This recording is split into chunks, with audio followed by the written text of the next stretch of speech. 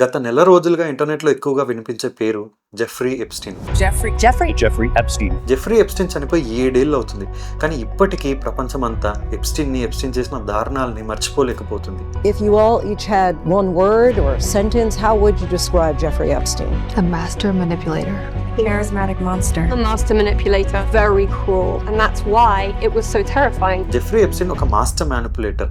ఎంతో మంది మైనర్ ఆడపిల్లల్ని మ్యానిపులేట్ చేసి తన ప్రైవేట్ ఐలాండ్కి తీసుకెళ్లి వాళ్ళని సెక్షువల్గా హరాస్ చేసి వాళ్ళ జీవితాలనే పాడు చేశాడు. Epstein allegedly abused dozens of minors at his homes in Manhattan and Palm Beach, Florida. He was completely obsessed with young girls and sex. Jeffrey Epstein చనిపోయిన 7 ఏళ్ల తర్వాత యుఎస్ జస్టిస్ డిపార్ట్మెంట్ ఎప్స్టీన్ కేసులో FBI gather చేసిన 3.5 million డాక్యుమెంట్స్ని release చేసింది. ఇందులో 1,80,000 photos and 2,000 videos కూడా release అయ్యాయి. ఆ రిలీజ్ అయిన డాక్యుమెంట్స్, వీడియోస్ అండ్ ఇమేజెస్ చూసి ప్రపంచమంతా షాక్ అయింది.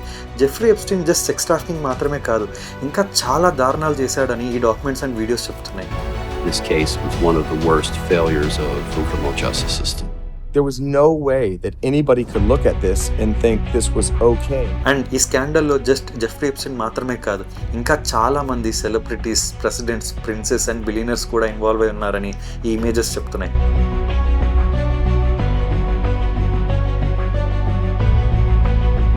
అండ్ ఆ రిలీజ్ అయిన ఇమేజెస్ అండ్ వీడియోస్ చూస్తుంటే ఇదేదో ఒక చిన్న సెక్స్ ట్రాఫికింగ్ కేసులా అనిపించట్లేదు. ఆ ఐలాండ్లో ఇంకా ఏదో పెద్దగా జరిగింది. అసలు ఎవరి జెఫ్రీ ఎప్స్టీన్, ఏం చేశాడు, అసలు ఆ ఐలాండ్లో ఏం జరిగింది, అన్నిటికీ మించి ఎప్స్టీన్ ఫైల్స్లో ఏముంది? Some breaking news right now. Disgraced financier Jeffrey Epstein has taken his own life while he was behind bars. He groomed me to be a personal sex slave that brought him underage girls. These young women need to be believed. When they told their story to the police, nobody did anything about it. Their voices didn't have value. That has to change. He wins every fucking time. Any co-conspirators should not rest easy. The victims deserve justice, and they will get it.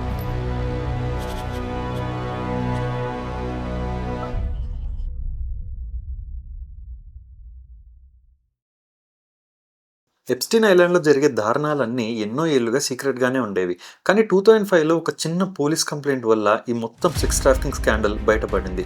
March 2005లో ఒక 14 years old అమ్మాయి and తన parents ఫ్లోరిడాలో palm beach ఏరియాలో ఒక చిన్న local police స్టేషన్కి వెళ్ళి ఒక చిన్న కంప్లైంట్ ఇస్తారు. ఆ అమ్మాయితో పాటు చదువుకునే క్లాస్మేట్ తనకి ఒక రిచ్ పర్సన్ తెలుసు, తన ఇంటికి వెళ్ళి మసాజ్ చేస్తే మనకు $200 నుండి $300 ఇస్తారు అని డబ్బాష చూపించి తన ఇంటికి తీసుకెళ్ళిందంట. అక్కడికి వెళ్ళి చూస్తే ఎప్స్టీన్ జస్ట్ ఒక టవల్ మాత్రమే కట్టుకుని ఉన్నాడంట. అండ్ ఈ అమ్మాయిని కూడా బట్టలు విప్పేయమని మొలెస్ట్ చేసి సెక్షువల్గా హరాస్ చేశాడని పోలీస్ స్టేషన్లో కంప్లైంట్ ఇచ్చారు. పోలీసులు ఆ అమ్మాయిని నీకు ఇంకెవరైనా ఎప్స్టీన్ ఇంటికి వెళ్ళిన అమ్మాయిల గురించి తెలుసా అని క్వశ్చన్ చేస్తే ఆ అమ్మాయి ఇంకొక 2 పేర్లు చెప్పింది. వాళ్ళిద్దరిని క్వశ్చన్ చేస్తే వాళ్ళిద్దరు ఇంకో 4 పేర్లని చెప్పారు. ఆ 4 ఇంకో 8 మంది పేర్లు చెప్పారు. ఇలా లిస్ట్ పెరుగుతూనే ఉంది. He always had you introduce friends and friends introduce more friends. There was times where I brought 2 and 3 girls in a day. ఎప్స్టీన్కి ఒక గర్ల్ ఫ్రెండ్ ఉండేది. తన పేరు గిస్లిన్ మ్యాక్స్వెల్. తను ఎప్స్టీన్కి గర్ల్ ఫ్రెండ్ మాత్రమే కాదు, ఎప్స్టీన్ చేసిన క్రైమ్స్లో మేజర్ రోల్ ప్లే చేసింది. Ghislaine under age poor గర్ల్స్ని ట్రాప్ చేసి వాళ్ళకి డబ్బాష చూపించి వాళ్ళని సెక్స్ ట్రాఫికింగ్లో దింపేది. అండ్ ఆల్మోస్ట్ ఎప్స్టీన్ చేసిన ప్రతి క్రైమ్లో she is the biggest partner. You're not told that a friend, a socialite, a woman can be a predator too.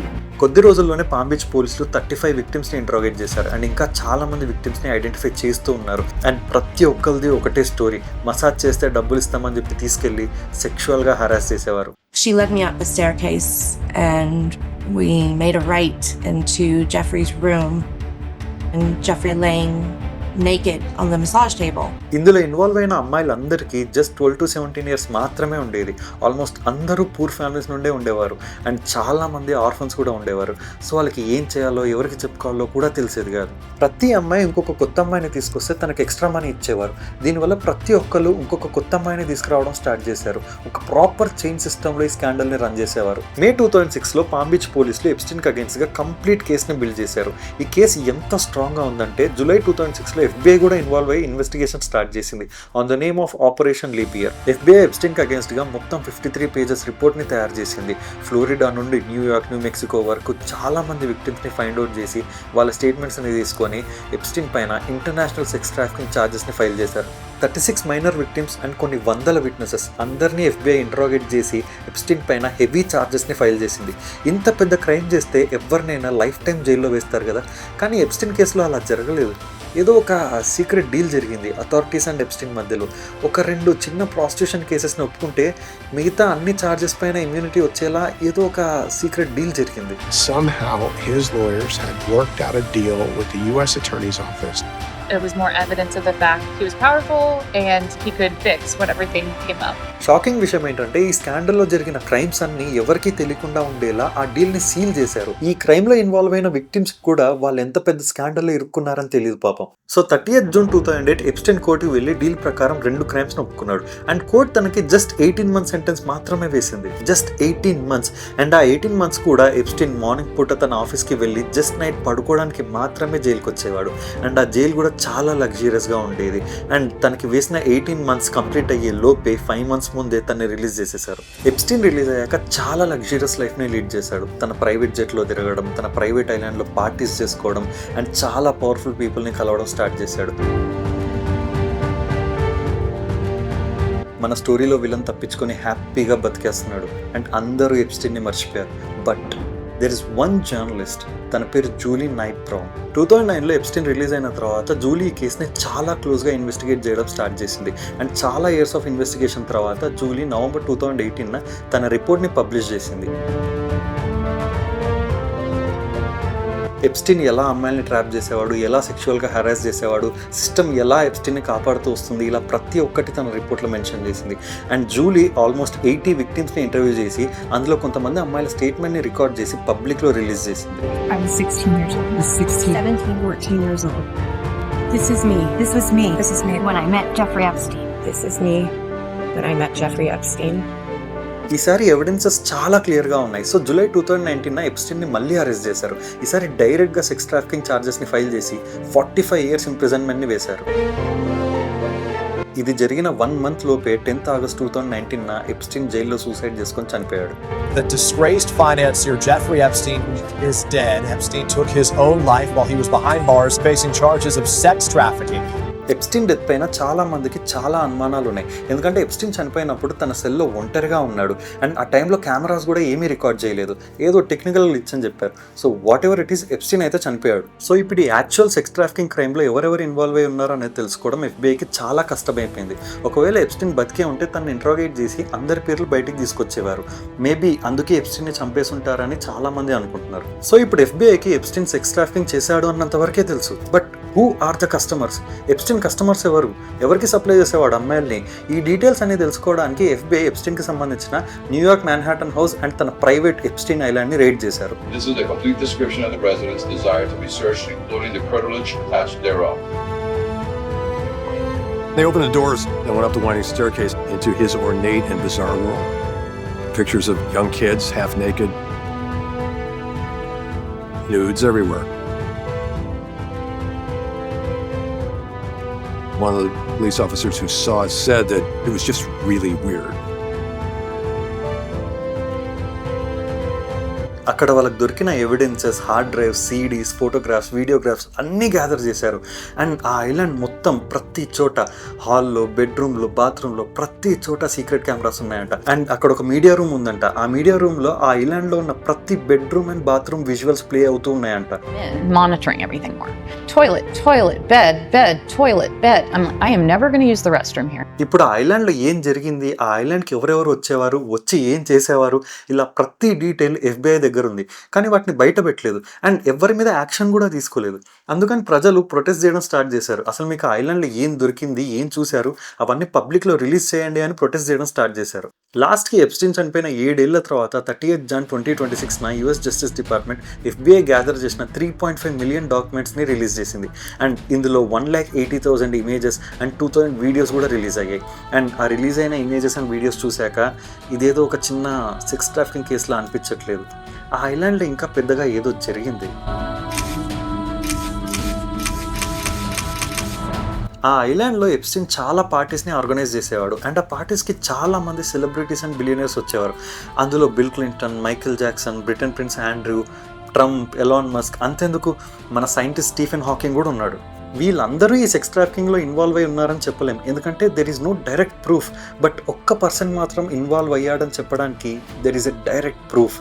అతనే బ్రిటన్ ప్రిన్స్ ఆండ్రూ. ఒకసారి ఈ ఫోటో చూడండి. ఈ ఫోటోలో ఉన్న అమ్మాయి పేరు వర్జీనియా. తను బయటికి వచ్చి తనకి 17 years ఉన్నప్పుడు ప్రిన్స్ ఆండ్రూ తన్ని 3 times రేప్ చేశాడు అని చెప్పింది. Same story. Epstein girlfriend Ghislaine వర్జీనియాకి డబ్బాచ చూయించి మసాజ్ చేస్తే మనీ ఇప్పిస్తా అని చెప్పి బ్రెయిన్ వాష్ చేసి తీసుకెళ్ళింది. How many times were you trafficked to him? 3 times. How old were you? I believe I was 17. And రీసెంట్గా రిలీజ్ అయిన డాక్యుమెంట్స్లో ఆండ్రూది ఇంకొక ఇమేజ్ ఉంది. ఆ ఇమేజ్లో ఆండ్రూ ఒక అన్కాన్షియస్ మైనర్ అమ్మాయిని హరాస్ చేస్తున్నట్టు కనిపిస్తుంది. అండ్ ఎప్స్టీన్ ఆండ్రూకి ఒక ఈమెయిల్ రాశాడు. అందులో ఏముందంటే ఒక 26 years అమ్మాయి ఉంది అని ఈమెయిల్ రాశాడు. అండ్ ఆండ్రూ దానికి రిప్లైగా would be delighted to see her అని రిప్లై ఇచ్చాడు. ఆండ్రూ కేసు ప్రూవ్ అయింది. సో బ్రిటన్ గవర్నమెంట్ ఆండ్రూని పనిష్ చేసి తనకున్న ప్రిన్స్ ట్యాగ్ని రిమూవ్ చేసింది. బట్ మిగతా వాళ్ళ కేసెస్ అలా కాదు. వాళ్ళందరూ ఈ సెక్స్ ట్రాఫికింగ్ కేసులో ఇన్వాల్వ్ అయి ఉన్నారని చెప్పడానికి ఎలాంటి డైరెక్ట్ ప్రూఫ్ లేదు. అండ్ మిగతా వాళ్ళందరూ కూడా ఈమెయిల్స్ అండ్ మెసేజెస్లో సమ్ సీక్రెట్ కోడ్ లాంగ్వేజ్లో మాట్లాడుకునేవాళ్ళు. Like look at these mails. I wanted to let you know the crew really appreciated the pizza today. May I bring in your slice of pizza to you. Yeah, there is nothing like but cake. I think that pizza is gonna be extra challenging. What time do you want to get pizza and grape soda? Send pizza to Bobby. Pizza party was great. No pizza for breakfast? ఈ ఈమెయిల్స్ని decode చేస్తే తెలిసిన విషయం ఏంటంటే hot dog అంటే boy, pizza అంటే girl, cheese అంటే little girl, pasta అంటే little boy. ఇలా చాలా సీక్రెటివ్ కోడ్ లాంగ్వేజ్లో మాట్లాడుకునేవాళ్ళు. Trump, Clinton, Elon Musk, Bill Gates వీళ్ళందరూ ఆ ఐలాండ్లో జరిగిన ప్రతి పార్టీకి వచ్చారు. అక్కడున్న అమ్మాయిలతో క్లోజ్గా మూవ్ అయ్యారు, ఫొటోస్, వీడియోస్ తీసుకున్నారు. కానీ యాక్చువల్ సెక్స్ ట్రాఫికింగ్ కేసులో ఇన్వాల్వ్ అయ్యారు అని చెప్పడానికి ఎలాంటి ప్రూఫ్ లేదు. Look at this image. ఈ ఇమేజ్లో Trump bill Clinton pant zip open చేస్తున్నట్టుగా ఉంది. ఎందుకు ప్యాంట్ జిప్పే ఓపెన్ చేస్తున్నాడని నేను అంటున్నానంటే, ఎప్స్టీన్ వాళ్ళ బ్రదర్ ఎప్స్టీన్కి ఒక ఈమెయిల్ రాశాడు. అందులో ఏముందంటే, ask him if Putin has the photos of Trump blowing Bubba అని ఉంది. ఇక్కడ బూబా అంటే బిల్ క్లింటన్. అండ్ ఈ ఇమేజ్ చూడండి. ఎప్స్టీన్ తన బిల్డింగ్లో బిల్ క్లింటన్ ఒక బ్లూ ఫ్రాక్ వేసుకున్న పెద్ద లామినేషనే పెట్టుకున్నాడు. లైక్ హీస్ బిల్ క్లింటన్, ఒక ఫార్మర్ US ప్రెసిడెంట్. ఎలా దీన్ని అలో చేశాడు? బిల్ క్లింటన్ రెగ్యులర్గా ఆ బిల్డింగ్కి వెళ్ళేవాడు. ఆ లామినేషన్ గురించి తెలిసినా ఎందుకు దాన్ని అలో చేశాడు? Maybe there is a chance. నేను మీకు ఆల్రెడీ చెప్పాను కదా, ఎప్స్టీన్ ఆ బిల్డింగ్లో ఉన్న ప్రతి బెడ్రూమ్ అండ్ బాత్రూంలో సీక్రెట్ కెమెరాస్ పెట్టాడు అని. మేబీ వీళ్ళందరూ సెక్షువల్గా వేరే అమ్మాయిలతో ఉన్న మూమెంట్స్ని రికార్డ్ చేసి బ్లాక్మెయిల్ చేశాడేమో. మేబీ డబ్బు కోసమో లేదా వాడి ఈగోని సాటిస్ఫై చేసుకోవడానికో ఏదో దానికి బ్లాక్మెయిల్ చేస్తే తప్ప ఇలాంటివి జరగవు. ఈ రిలీజ్ అయిన డాక్యుమెంట్స్లో చాలా డిస్టర్బింగ్ ఇమేజెస్ కూడా ఉన్నాయి. Like look at this image. ఒక చిన్న పాపని ఎలా టేబుల్కి ప్లాస్టర్స్ వేసి కట్టేశారో చూడండి. ఈ ఇమేజ్ చూడండి, ఎలా చిన్న పిల్లల్ని బాక్సెస్లో పెట్టి ప్యాక్ చేస్తున్నారు. అసలు ఆ పిల్లలతో ఏం చేసి ఉంటారు? అండ్ ఈ వీడియోలో చూడండి, ఆ పిల్లలు ఎలా భయపడుతున్నారు. నేను అందుకే చెప్తున్నాను, ఆ ఐలాండ్లో సెక్స్ ట్రాఫికింగ్ మాత్రమే కాదు, ఇంకా పెద్దగా ఏదో జరిగింది అని. Maybe there is a chance ఇలాంటి చిన్నపిల్లల్ని భయపెట్టినప్పుడు వాళ్ళ బ్లడ్లో అడ్రినలిన్ ప్రొడ్యూస్ అవుతుందన్నమాట. ఆ అడ్రినలిన్ ప్రొడ్యూస్ అయిన బ్లడ్ని సమ్ టెక్నిక్స్తో ట్రాన్స్ఫ్యూజన్ చేసి తాగితే ఏజ్ రివర్స్ అవుతుందని చాలామంది బిలీవ్ చేస్తారు. మేబీ ఇలా జరిగి ఉండొచ్చు అని నేను అనుకున్నాను. ఎందుకు ఇలా అనుకుంటున్నానంటే, there is a mail in Epstein files. ఆ మెయిల్లో ఏముందంటే, all you need is a blood transfusion from the pack and you reverse ageing అని ఉంది. బట్ స్టిల్ ఖచ్చితంగా ఇలానే జరుగుంటుంది అని చెప్పడానికి మన దగ్గర ఎలాంటి డైరెక్ట్ ప్రూఫ్ లేదు. ఇవన్నీ జస్ట్ అజంప్షన్స్ మాత్రమే. అసలు FBI ఆ ఐలాండ్లో దొరికిన ప్రతి సీక్రెట్ కెమెరా రికార్డింగ్స్ని బయట పెడితే ఈ సెక్స్ ట్రాఫికింగ్ క్యాండల్లో ఎవరెవరు ఉన్నారో, ఆ ఐలాండ్లో ఏం జరిగిందో అండ్ ఆ పిల్లల్ని ఏం చేశారో ఇలా ప్రతి ఒక్కటి బయటపడుతుంది. యాక్చువల్గా ఎప్స్టీన్ బతికుంటే ఈ పని చాలా ఈజీగా అయిపోయేది. అందుకే ఎప్స్టీన్ని చంపేశారని చాలా మంది అనుకుంటున్నారు. ఈ రిలీజ్ అయిన డాక్యుమెంట్స్లో అనిల్ అంబానీ అండ్ నరేంద్ర మోడీ నేమ్ కూడా ఉంది కదా, వాటి గురించి ఎందుకు మాట్లాడలేదు అని మీరు అనుకోవచ్చు. ఎప్స్టీన్ చాలా పవర్ఫుల్ వ్యక్తులతో కనెక్షన్స్ ఉన్న ఒక వ్యక్తి. ఎన్నో సీక్రెట్ డీల్స్, ఎన్నో పొలిటికల్ కాన్వర్జేషన్స్లో చాలా మంది పేర్లు వస్తుంటాయి, పోతుంటాయి. వాటికి మన స్టోరీకి అసలు లింక్ లేదు.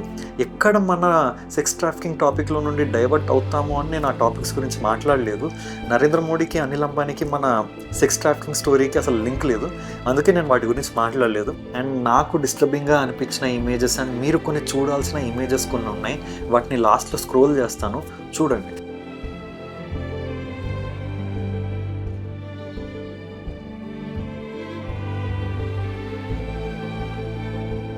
So this is it for today, guys. If you are really interested in more stuff like this, do follow me and subscribe me. Bye.